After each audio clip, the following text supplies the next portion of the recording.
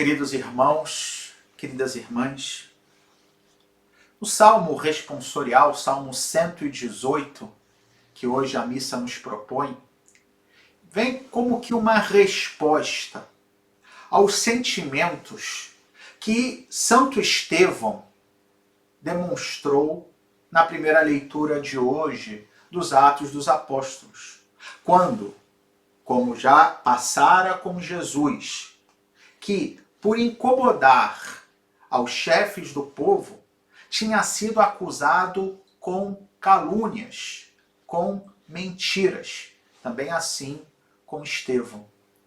E quando é levado diante dos chefes do povo, caluniado através dessas mentiras, como ele estivesse pregando contra Moisés, pregando contra a lei de Deus, ele se mantém absolutamente tranquilo.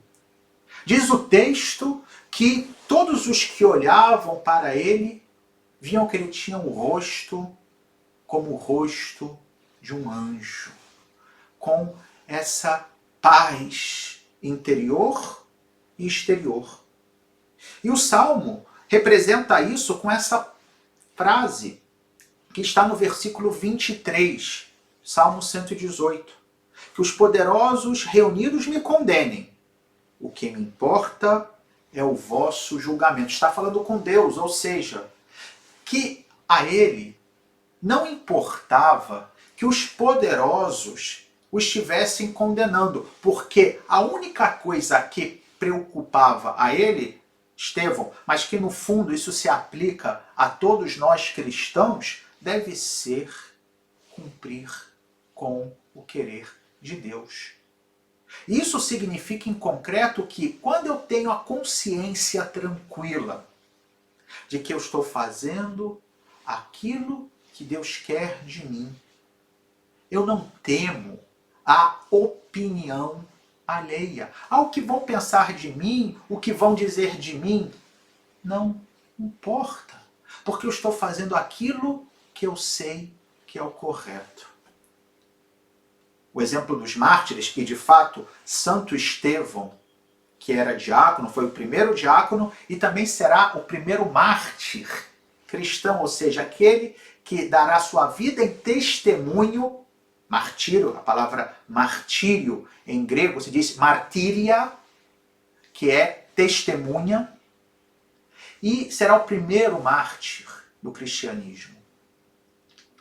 Mas aqui temos que pensar com muita atenção num perigo.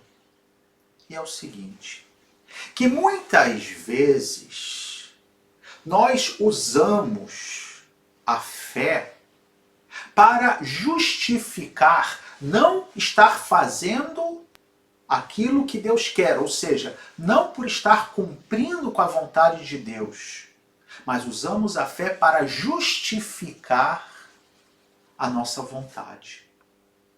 Ao longo da história, nós vimos isso manifestado de diversos modos. Vimos, por exemplo, aqueles que instrumentalizaram a fé em vista de um lucro pessoal, em vista de um benefício pessoal, até transformando a fé num discurso político, coisa que, aliás, até nos dias de hoje é um perigo. Até porque, e que se diga, todas as vezes em que quiseram misturar fé e política, a verdade é que a fé sempre saiu perdendo.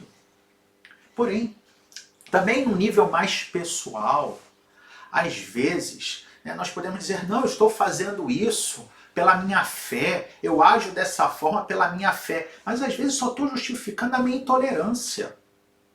Às vezes eu só estou justificando a minha forma egoísta de viver.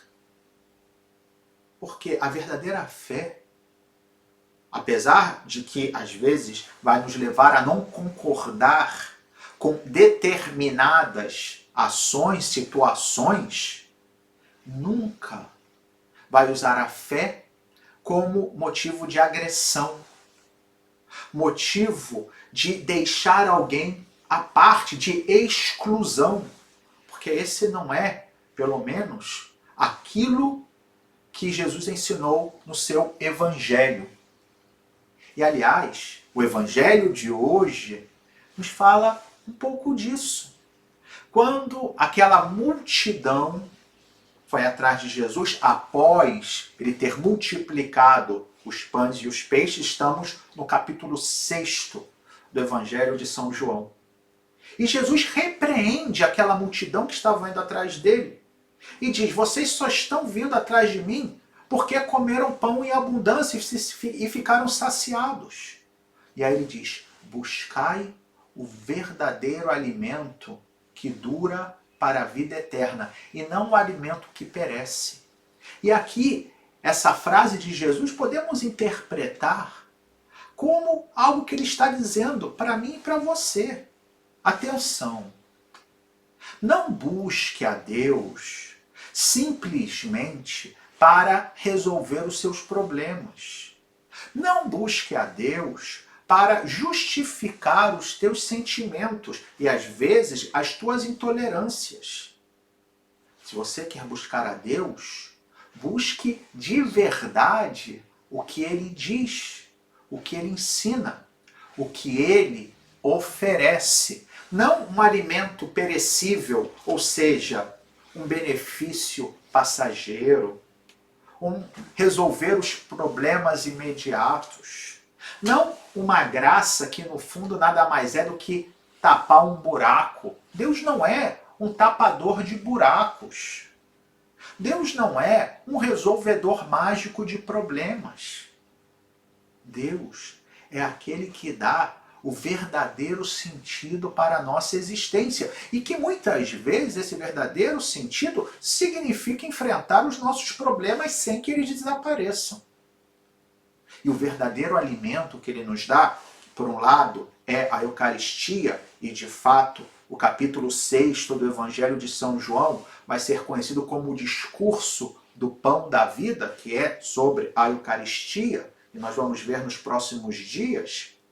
Porém, é também a palavra que ele nos transmite, os seus ensinamentos, que é um alimento que dura para a vida eterna. É interessante e, ao mesmo tempo, pode nos deixar surpreendidos se vamos lendo todo esse capítulo 6 do Evangelho de São João. Aliás, eu recomendo que o façamos com muita atenção ao longo dessa semana, que veremos que a conclusão desse capítulo, desse discurso de Jesus, a maioria dos que o seguiam vão deixá-lo, vão abandoná-lo. Justamente porque se darão conta que aquilo que Jesus estava prometendo não era exatamente aquilo que eles, na sua superficialidade, não era aquilo que eles esperavam. Mas o que Jesus oferecia era algo muito mais profundo, mas que ao mesmo tempo exigia deles uma conversão de coração, e eles não estavam dispostos a fazê-lo. Que não seja assim comigo e com você, mas ao contrário. Que sim, tenhamos aquilo que Santo Inácio de Loyola chamava a santa indiferença. Apenas para explicar um pouco o que é isso, e até como um critério para que saibamos que não estamos instrumentalizando na nossa própria vida a fé, que é um dom de Deus. Santo Inácio dizia que nas nossas experiências, na nossa vida, existem 4 realidades que se impõem. E que realidades são essas? Nas experiências que a gente tem. A realidade da honra e desonra, a realidade da riqueza e da pobreza, a realidade da doença e da saúde, e a realidade de uma vida curta e uma vida longa. E aqui, Santo Inácio vai dizer que o importante é que a gente faça as coisas pela fé com essa indiferença em relação se as coisas que a gente faz vão trazer para nós riqueza ou pobreza, tanto faz. Se vão significar honra ou desonra, tanto faz. Se vão significar saúde ou doença, se for o querer de Deus, tanto faz. E se vão significar uma vida longa ou uma vida curta, tanto faz. É evidente que se a gente para pensar um pouquinho diante disso, a gente percebe que estamos muito longe ainda desse ideal. Porém, isso deve ser para nós um horizonte, porque essa é a perfeição de uma vida cristã aqui na Terra. E diga-se de passagem, quando alguém alcança esse nível, certamente a paz interior que essa pessoa tem, como aliás vimos com Estevão na primeira leitura, é incrível. E é isso que o Senhor nos oferece com a sua graça. Então peçamos que pouco a pouco, com luta, sem exageros, no sentido de que, meu Deus, eu estou condenado porque eu estou longe disso. Não.